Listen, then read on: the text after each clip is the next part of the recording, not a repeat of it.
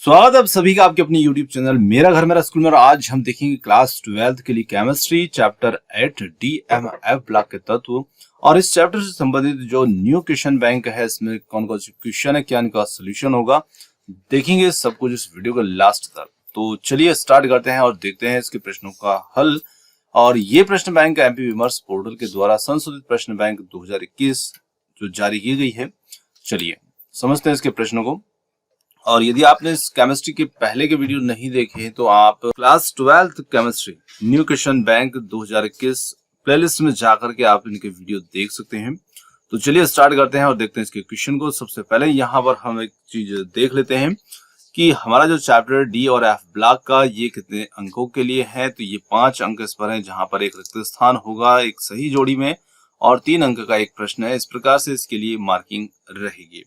अब इसमें कौन से पोर्शन को हटाया गया है, कौन से टॉपिक को यहाँ पर रिड्यूस किया गया है, तो ये भी देख लेते हैं। तो यहाँ पर डी और एफ ब्लॉक में chemical reactivity of lanthanide actinides, electronic configuration, oxidation state and comparison with lanthanides, preparation and properties of KMnO4 and K2Cr2O7। तो ये जो चीजें हैं ये आपके सिलेबस से कम कर दी गई है, यानी कि इनको आपको तैयार नहीं करना है। चलिए अब हम देखते हैं इसके प्रश्नों को। तो सबसे पहले यहाँ पर रिक्त स्थान को देखते हैं। तो डी ब्लॉक के तत्व जो होते हैं संक्रमण तत्व कहलाते हैं, आप सभी जानते ही हैं।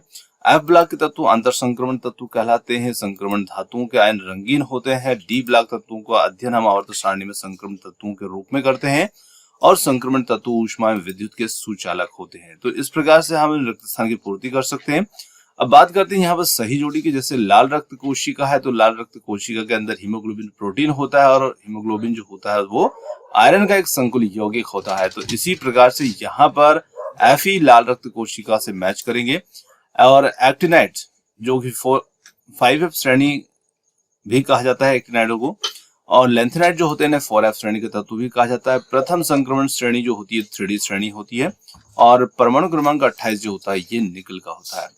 और यहाँ पर 3 अंक के जो प्रश्न है हमें संक्रमण तत्वों का सामान्य इलेक्ट्रॉनिक विन्यास क्या है, ये रंगीन आयन क्यों बनाते हैं, एफ ब्लॉक तत्वों को कितनी श्रेणी में बांटा है, संक्रमण धातुएं आसानी से मिश्र धातु बना लेती है क्यों, संक्रमण तत्व क्या है, प्रथम श्रेणी संक्रमण श्रेणी के तत्वों के नाम लिखिए।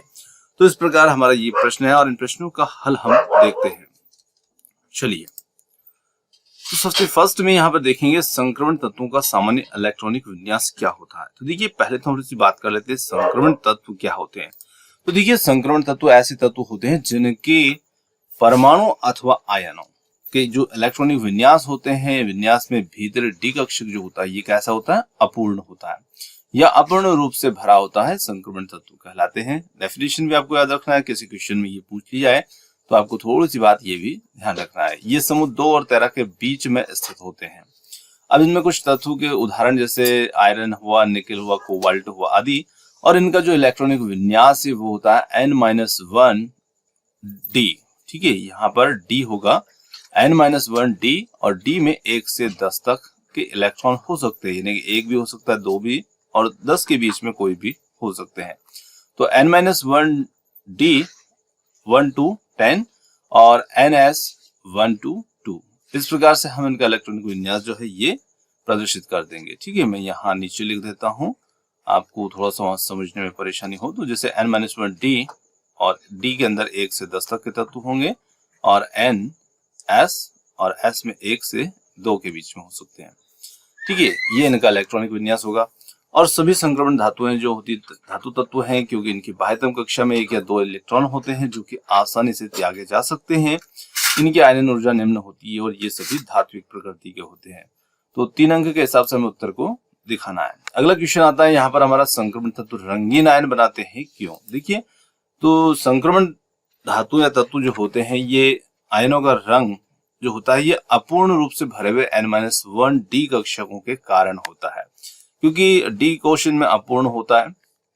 और संक्रमण धातुएं जो होती है वो आयनों में जितने अयुग्मित डी इलेक्ट्रॉन होते हैं, इस इलेक्ट्रॉन का एक डी कक्षक का दूसरे डी कक्षक में संक्रमण होता है और इस संक्रमण के समय वे कुछ दृश्य प्रकाश विकिरणों का अवशोषण कर लेते हैं और शेष विकिरणों को हम रंगीन प्रकाश से विकिरणों को रंगीन प्रकाश के रूप में उत्सर्जित कर देते हैं।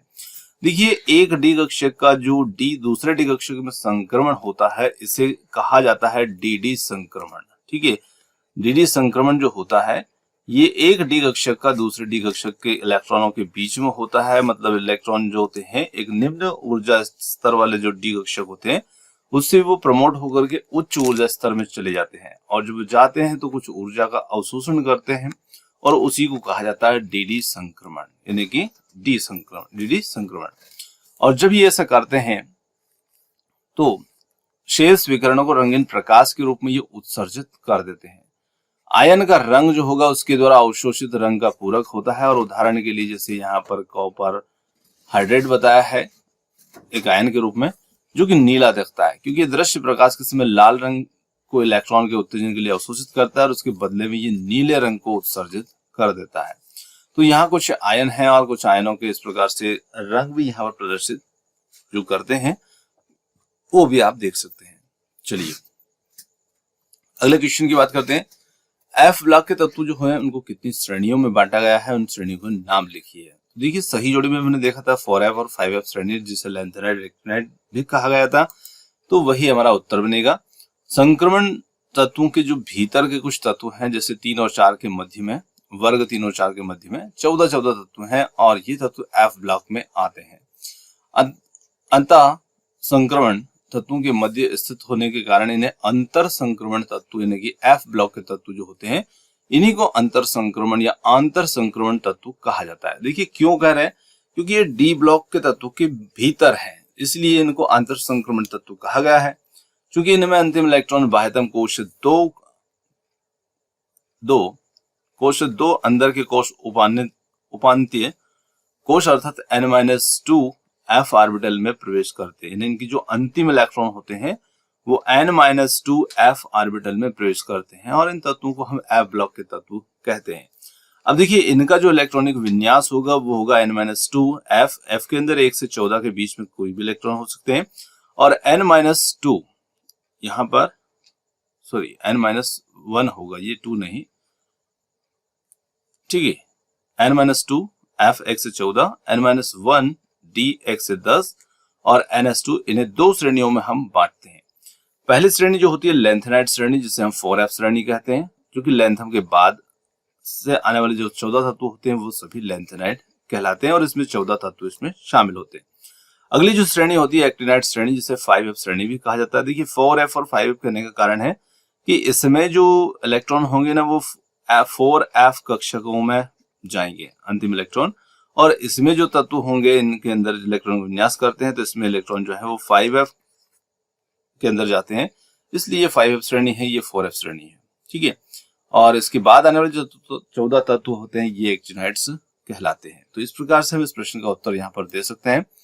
अगला क्वेश्चन आता है संक्रमण धातुएं आसानी से मिश्र धातु बना लेती है, क्यों, समझाइए। देखिए संक्रमण धातुएं जो होती है ये पिघली हुई अवस्था में एक दूसरे में मिश्रणी होती है, मतलब जब इन्हें हम पिघला लेते हैं तो एक दूसरे में आसानी से मिल जाती है, तथा विभिन्न संक्रमण धातुओं के मिश्रण को जब ठंडा करते हैं तो ये मिश्र धातुएं बना लेती है। अब देखिए संक्रमण धातुएं जो होती है इनका आकार लगभग समान होता है तथा क्रिस्टल जालक में एक धातु परमाणु को दूसरे धातु परमाणु से आसानी से विस्थापित किया जा सकता है, न कि उन्हें मिक्स किया जा सकता है। इस प्रकार ये मिश्र धातुएं बनती है। जैसे क्रोमियम को हम निकल में विलय करते हैं तो निकल क्रोमियम का मिश्र धातु बनाई जा सकती है, और मिश्र धातुएं जो होती हैं ये अपने जनक धातुओं की तुलना में अधिक कठोर और उच्च गलनांक वाली और अधिक संक्षारण प्रतिरोधी भी हुआ करती है। तो इस प्रकार से हम उत्तर दे सकते हैं इस प्रश्न का। अगला क्वेश्चन आता है संक्रमण तत्व क्या है, प्रथम संक्रमण श्रेणी के तत्वों के नाम लिखिए। तो देखिए संक्रमण तत्व क्या होते हैं परिभाषा हम देख चुके थे, और प्रथम संक्रमण श्रेणी के तत्वों के कुछ नाम भी इसमें हमें लिखना है।